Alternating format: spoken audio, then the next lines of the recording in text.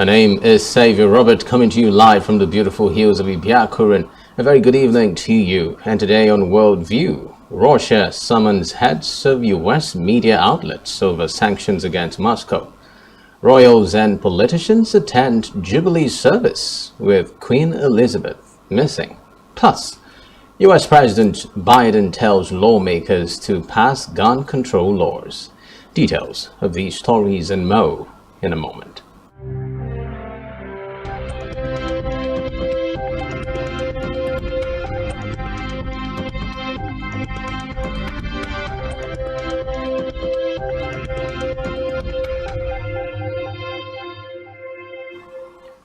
First on Worldview, Russia's foreign ministry will summon the heads of US media outlets in Moscow to a meeting next Monday to notify them of tough measures in response to US restrictions against Russian media.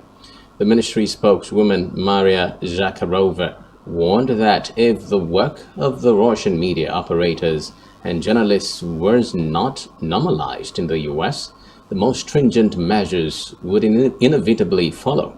She said the heads of the Moscow offices of all American media will be invited to the press center of the Russian Foreign Ministry to explain the consequences of their government's allegedly hostile line in the media sphere. It could be recalled that Russian lawmakers passed a bill last month giving prosecutors powers to shut foreign media bureaus in Moscow if a Western country has been deemed unfriendly to Russian media. Still on the war in Ukraine, Russia has accused Germany of throwing European security into imbalance by remilitarizing as Berlin moves to boost its military spending in response to Moscow's invasion. In comments published in German newspapers, Chancellor Olaf Scholz said Berlin would soon have the largest conventional army of NATO's European members. Russian Foreign Ministry spokeswoman Maria Zakharova said her country perceived the statement of the German Chancellor as another confirmation that Berlin had set a course for an accelerated remilitarization of the country. In the meantime, Russia's Pacific Fleet has launched a week-long series of exercises with more than 40 ships and up to 20 aircraft taking part. The Defense Ministry announced the development in a statement. It said the exercises taking place from June 3 to 10 will involve, among other matters, groups of ships together with naval aviation taking part in search operations for enemy submarines. Meanwhile, prosecutors investigating war crimes cases in Ukraine are examining allegations of the forcible deportation of children to Russia since the invasion as they seek to build a genocide indictment. Ukraine's top prosecutor Irina Venediktova confirmed this in an interview. The prosecutor general, who is overseeing multiple war crimes inquiries in Ukraine, said there were more than 20 cases about forcible transfer of people to Russia from various regions across the Eastern European country since the invasion began on February 24. International humanitarian law classifies the forced mass deportation of people during a conflict as a war crime. Forcibly transferring children in particular qualifies as genocide, the most serious of war crimes under the 1948 Genocide Convention that outlawed the intent to destroy, in whole or in part, a national, ethnic, racial, or religious group. In a related development, Ukraine's Prosecutor General's office has begun an investigation into 10 Russian military personnel who looted the property of civilians in the town of Bucha in the Kyiv region when it was under Russian occupation. The prosecutor's office said the men had been reported under suspicion of violating the customs of war, having stolen items which could not be used for military purposes, from underwear and clothing to large household appliances. It said after the liberation of the territories of Kyiv region, the occupiers retreating to Belarus from Moser had sent the looted property in Ukraine by mail to their relatives. To more developments from Ukrainian crisis, NATO Secretary General Jens Stoltenberg says Western countries need to prepare for the long haul. Speaking to reporters after meeting U.S. President Joe Biden at the White House, Stoltenberg said NATO had to continue to support Ukraine in what he said was becoming a long and sustained conflict. Stoltenberg observed that the war had become a war of attrition, where the Ukrainians are paying a high price for defending their own country on the battlefield, but also where Russia is taking high casualties. He said it was important to continue to help and support Ukraine to enable it to achieve the best possible outcome of the conflict.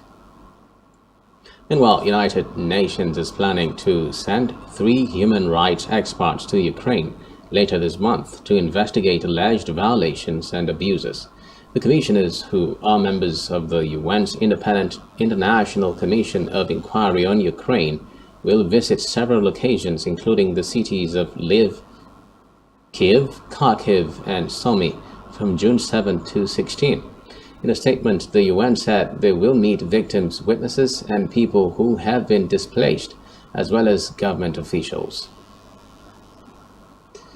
In the meantime, Belarusian President Alexander Lukashenko and UN Secretary General Antonio Guterres have discussed exporting grain from the territory of Ukraine over the phone.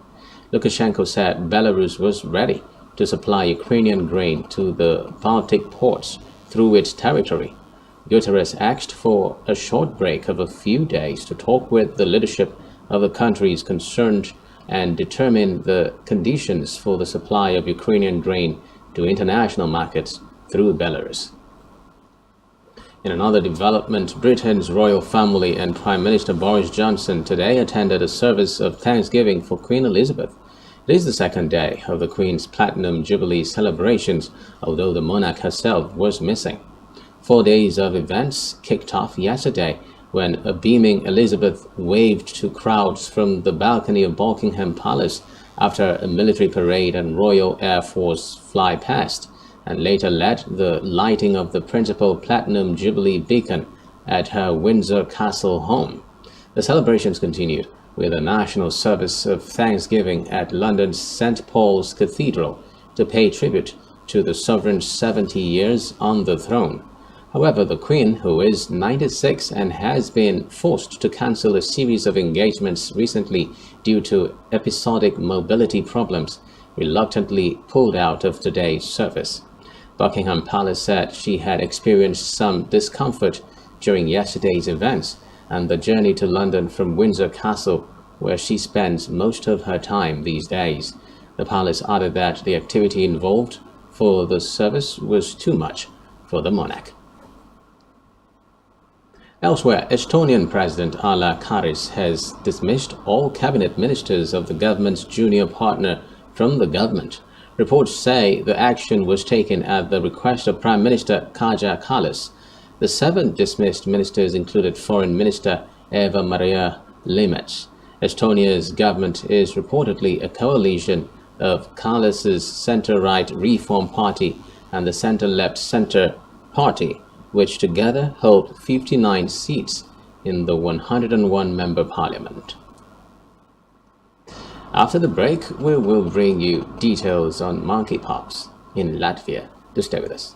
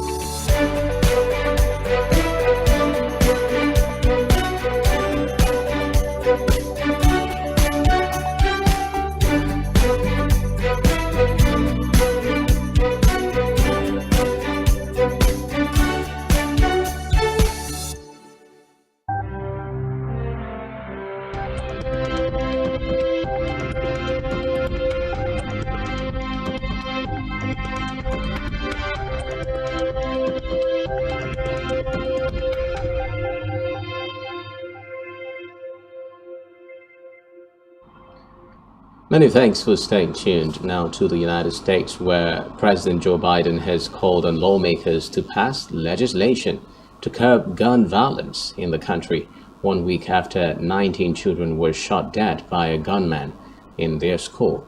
Biden made the call in an emotional speech broadcast live on national television.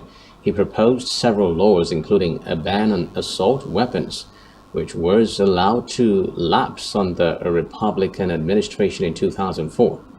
Other proposals included a limit on high-capacity magazines, secure storage laws, red flag laws, universal background checks, and the removal of protection laws for gun manufacturers. Meanwhile, the United States President Joe Biden is set to visit Saudi Arabia in the coming weeks amid a larger shift in tone towards the kingdom. The trip reportedly signals the most distinct departure to date from the Biden administration's pledges to recalibrate ties with longtime ally Saudi Arabia for alleged human rights abuses. Biden called the country a pariah in 2019. Away from that, Iran has vowed to show immediate response to any move against it by the United States and European countries at a meeting of the International Atomic Energy Agency next week. Iranian Foreign Minister Hossein Abdollahian said any political action by the US and the 3 European countries in the agency would be met with a proportionate, effective, and immediate response from Iran. According to Abdollahian, the agency head's visit to Israel, Iran's arch-enemy, is in conflict with the agency's impartiality. Now in China, the Deputy Permanent Representative to the United Nations, Dai Bing, has refuted reports by some Western countries about the situation in China's Xinjiang Uyghur Autonomous Region. Dai dismissed the claims at the United Nations Security Council high-level open debate on strengthening accountability and justice for serious violations of international law. The Chinese envoy called the accusation of genocide and forced labor in Xinjiang a flat-out lie of the century. According to Dai, no matter how many lies the US spreads, it cannot hide the fact that Xinjiang envoys stability and prosperity, and its people live a happy and fulfilling life.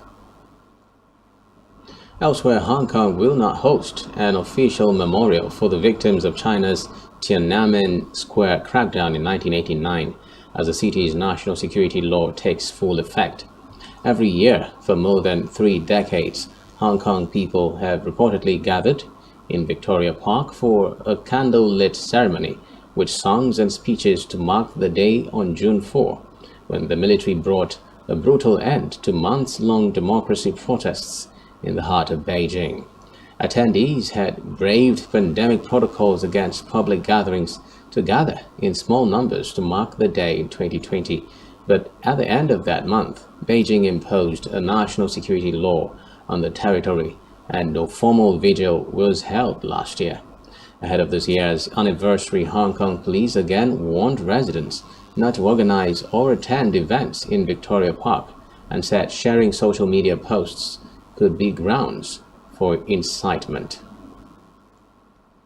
In a separate development now, a team of Indian officials has met the acting foreign minister of Afghanistan to discuss bilateral ties and humanitarian aid.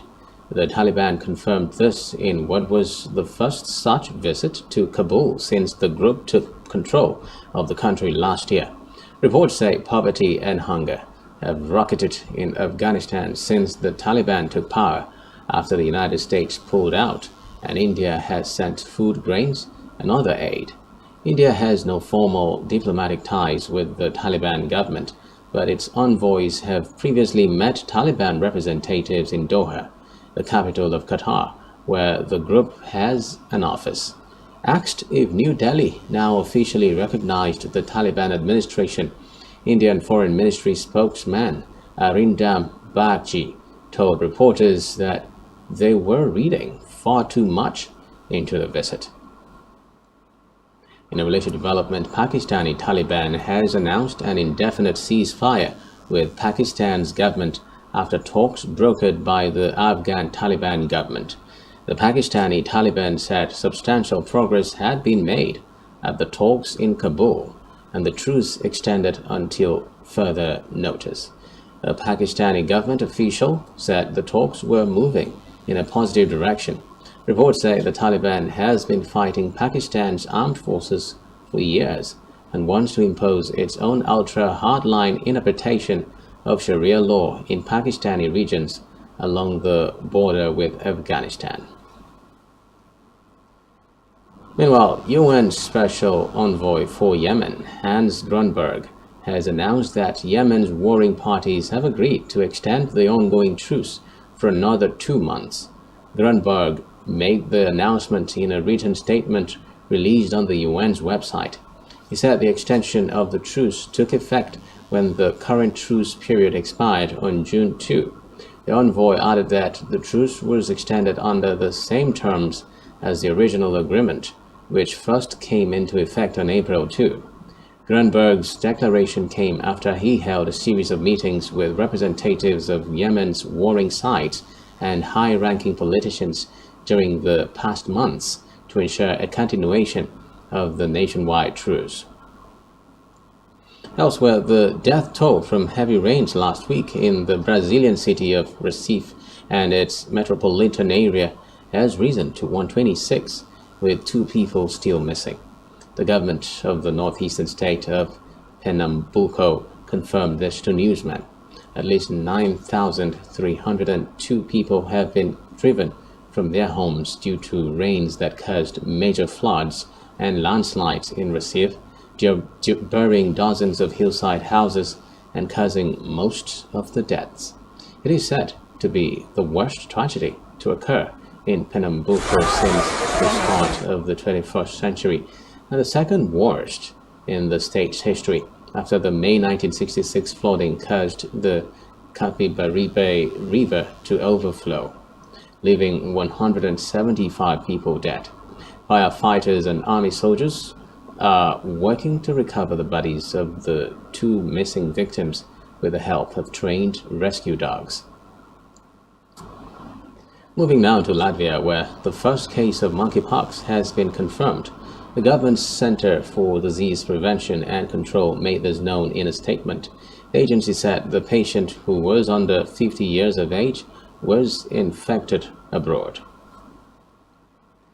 In a separate development, a firm controlled by Harry Potter author J.K. Rowling has been accused of preventing access to paths on forestry estates in the Scottish borders. Walkers and mountain bikers claim that navigating a historical 6-mile right-of-way has been hampered by the firm. The Thistle Lane Limited owns the 290-hectare Shepherd Close estate, as well as the 306-hectare Wardlow estate. Agents for Thistle Lane rejected accusations that the right to roam legislation had been breached. Finally, on Worldview today, Johnny Depp has put his court battle with ex-wife Amber Heard behind him in his first public appearance since the verdict, playing a gig in Gateshead. The actor and musician joined guitarist Jeff Beck on the latest leg of his UK tour, to the delight of hundreds of fans at the Sage venue. Beck also revealed Depp's next career move, an album that the pair will release together next month. The gig came a day after Depp won the high-profile U.S. defamation case. He was absent from the Virginia court when the jury decided that Heard's claim of being a victim of domestic abuse was defamatory and false. And with that, we wrap up our package for you on Worldview today. Do ensure to follow us on social media and subscribe to our YouTube channel, all of which you can find on our website, spectrumtv.ng. I am Xavier Robert, reaching you from the beautiful hills of Ibiakuran, and you have been watching Worldview on Spectrum TV. Do enjoy the rest of your day. Bye for now.